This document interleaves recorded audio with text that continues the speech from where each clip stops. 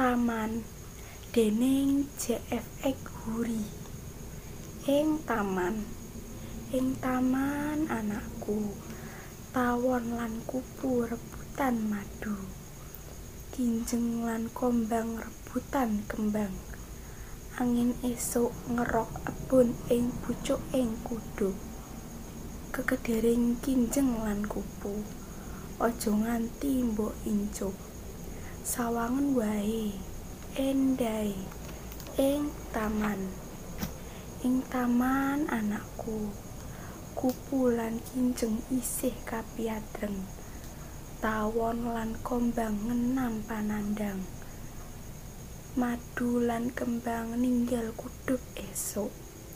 Mega putih gegojegan mapak angin sore.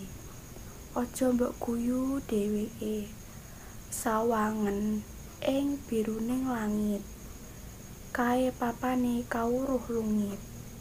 Lan ing kono uga aku titip geguritan kang dak rakit.